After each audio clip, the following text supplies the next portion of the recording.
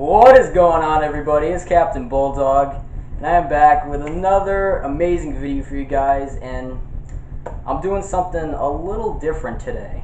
I thought to myself, I love movies, right? And I love watching the James Bond films. It's my favorite movie series of all time, right? I became obsessed with it, especially about 5 months ago, 4 or 5 months ago, I'd say. Yeah, about 5 months ago, I started to, really get into it. Like I mentioned a few videos back that I was a fan when I was reviewing the No Time to Die trailer. I was telling you guys about, how, I really liked it and everything, and how I was a fan back when I was like 9 years old. Well, I was never really a big fan of the films until like these past like few months. I decided, we're gonna do something a little different here. Since I'm a fan, why don't I do a movie review on one of the James Bond films?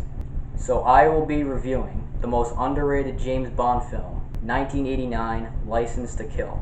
The 16th installment in a 24 film series. This movie was overlooked in so many ways. It's forgotten, and just it's never talked about, and it's always rated low on a lot of people's lists. Like when I look online, I go to see that people have it listed all the way back in 23rd.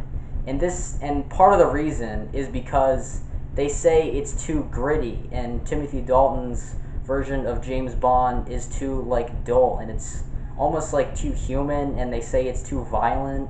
Now, what people don't understand is that when Timothy Dalton made his James Bond debut in The Living Daylights, he actually was the first one to go back and read the original Ian Fleming novels and really, understand the essence of the character, and that's what he does so well. The reason everybody, praises Daniel Craig, and granted, Daniel Craig, I believe, is the best James Bond, but I think Timothy Dalton is the second best James Bond, and he did it first. He does all this, pretty much a lot of the stuff that Daniel Craig does. He's really gritty. He's really like sort of, I don't want to say dull, but he has like sort of like a darker side to him, like as Daniel Craig does. And the movies, the problem was with The Living Daylights, and especially License to Kill, is that they were really ahead of its time, and nobody really appreciated that. And to me, License to Kill has all the ingredients, all the Bond ingredients to be a great James Bond film. So without further ado, I am going to dive into a criminally underrated James Bond film, License to Kill.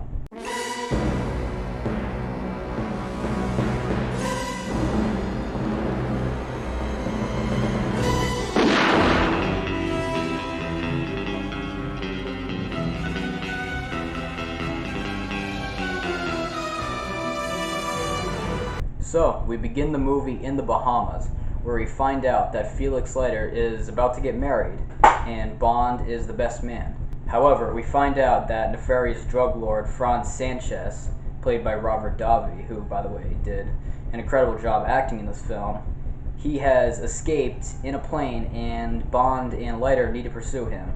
Bond does this really cool stunt where he drops down to capture Sanchez's plane, and to tie it and drag it across the sky. It's a really cool opening scene, and Bond and Leiter land at the wedding ceremony. It's a really great start to the movie, and we head into the title sequence. And this is my favorite Bond song. It's called License to Kill by Gladys Knight, and honestly, it's one of my favorite songs because it reminds me of this film. It reminds me of this James Bond movie. It's just awesome. I love it. I can't play it, unfortunately, because I might get copyrighted, but you can listen to it. However, Sanchez manages to escape again in a very cunning way, and later on, Felix Leiter and his wife are about to start their new life when Sanchez's goons show up. They kidnap Leiter, and they rape and murder his wife. Leiter is taken to a marine research center, where we get a great scene of him and Sanchez. I want you to know this is nothing personal. It's purely business. Killing me won't stop anything, Sanchez! See you in hell! No. Today is the first day of the rest of your life.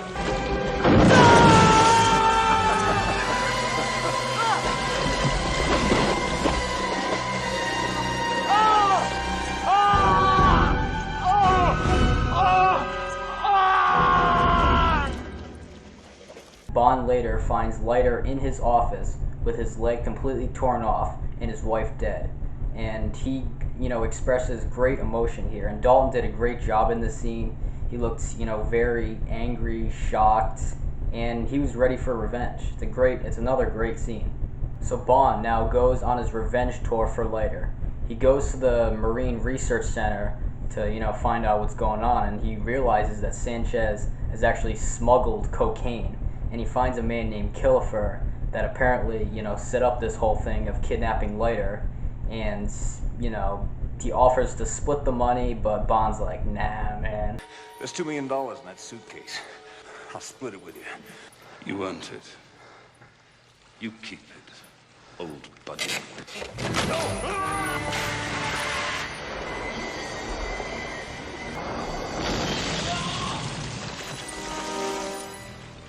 God, what a terrible waste of money. And so M is like, what the hell? Why are you going rogue?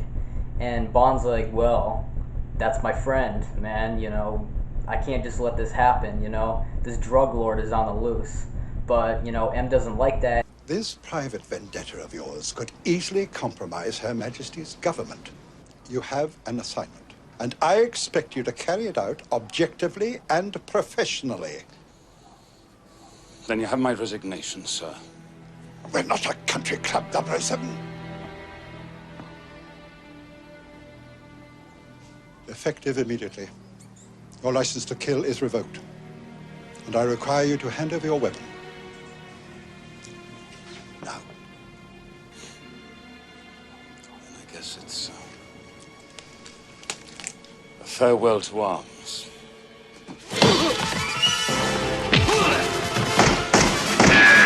So Bond pieces out, and now he's going on his own private vendetta. So things now take a very unexpected turn, and honestly, I loved it now, because not only is he after Sanchez, but now MI6 is after him. It's a great twist to the movie. So Bond then boards a ship called the Wavecrest, and he steals $5 million from Milton Crest, which is, the guy who's helping him ship the money back and forth, and he's able to steal it on a plane. But in between that comes one of the most badass things I've seen in a Bond film.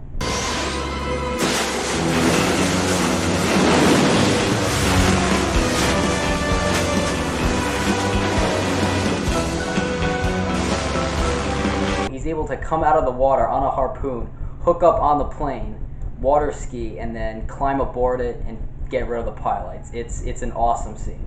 Bond, meanwhile, then finds out about former CIA agent Pam Bouvier, and they meet up at a bar, and they run into a man named Dario, which is actually a henchman of Sanchez's. A bar fight ensues, they end up escaping, and they go to the Republic of Isthmus, where Bond pursues to kill Sanchez. They find out that Sanchez is affiliated with the banks, he owns a bunch of casinos, he's got the army on his side and whatnot. He basically runs the whole place.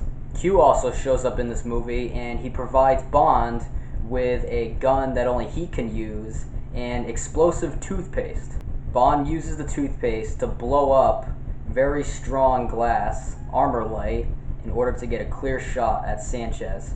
However, Bond's plan of taking down Sanchez is foiled when, these two ninjas from Hong Kong end up, attacking him, and then MI6 get involved, but then Sanchez actually takes those guys down, and he takes in Bond in his home near the beach, and he's acting all nice to him.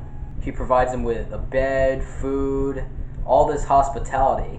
And to me, this is one of the reasons why I think Sanchez is such a great villain, because he has sort of this villain menacing presence, yet he's got this charming, persuasive side to him. To me, that's what a villain is. They got two sides to them, where you can use the two sides to sort of trick people, and it's great. It's awesome. I love it. So Bond then frames a man named Milton Crest, which is where he stole the $5 million from, and Sanchez crams him in this machine containing the money, and his head basically implodes, like his whole fucking head just like blows up somehow, and it's weird, but it's a very violent death scene, especially for a Bond film at that time.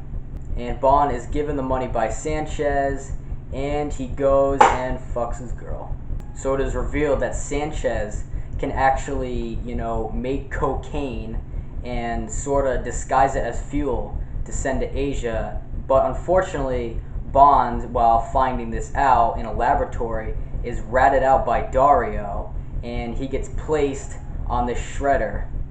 And we have another great scene. When you're up to your ankles, you're gonna beg to tell me everything. When you're up to your knees, you'll kiss my ass to kill you.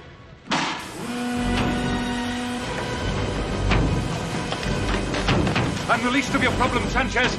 If you couldn't trust Crest, who can you trust? That's the last you see of Heller and your stingers. Bond is lowered into a coke shredder. However, Pam is able to save him, stalling time, and Bond grabs him by the foot, and Sanchez, hanging on for his life, is slowly shredded to death, and probably the most violent scene in a Bond film.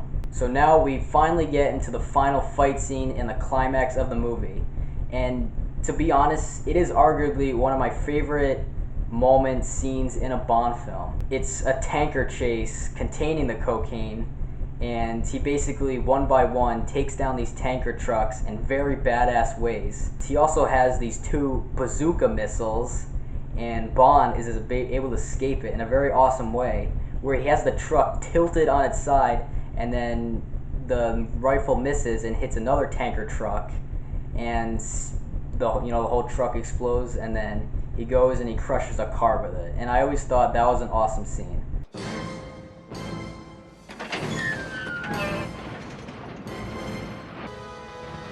Oh, no.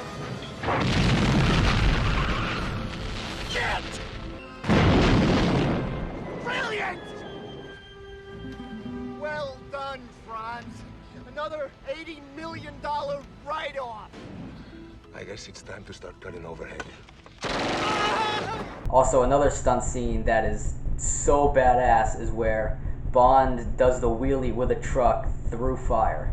It's amazing, and the music in the background, the soundtrack, by the way, I want to mention, it just fits with it. It's so awesome.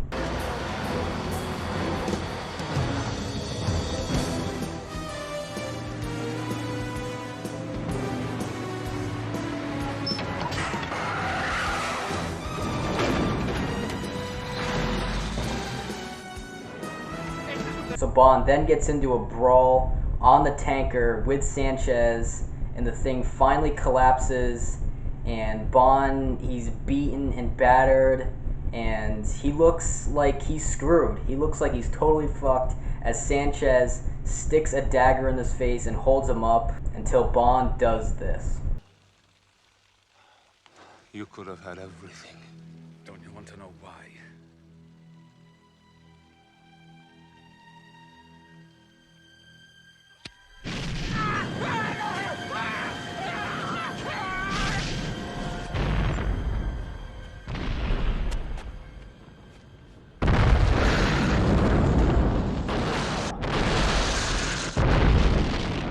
It's such a great villain death. It's such a little nod to Leiter's Revenge. It's so awesome. I love that scene so much. So we finally get into the last scene of the film, and Bond at this point is like, okay, which one do I bang? Do I bang Sanchez's girlfriend, or do I bang the ex-CIA agent? Do I bang Pam? Do I bang Lupe, or do I bang Pam? And he ends up going for Pam. I'm not sure which one I would have gone with. He basically could have had a threesome if he wanted to. So, that's the whole film for you, and it's got all the Bond elements. It's got, the gadgets. It's got, the awesome fight scenes. It's got explosions. It's got the plot twists. It's got the awesome villain. It's got the cool Bond girls. It's so overlooked. And the revenge for Leiter and him going on this own private mission, it fits so perfectly in the dark grittiness, and not to mention Sanchez's villain is one of the best villains in the series. I mean, this film is just, it's so underrated. I can't understand why people don't respect it. They say, oh, it's Dalton's too dull, it's too gritty, and to these people, they don't know what they're saying. They need to watch it again, and I think they'll understand because it's a great film. The soundtrack is awesome.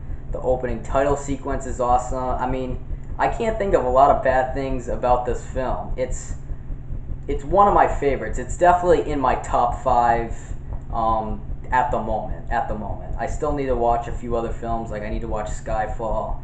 I need to watch the last 3 Brosnan films, as well as Spectre. I still got 5 films to get to. If you are a Bond fan or just a movie fan in general, I highly encourage you to watch this film. You won't be disappointed. So, that wraps up my first ever movie review. I hope you guys enjoyed. Make sure to like, subscribe, hit the bell button. I'll see y'all later.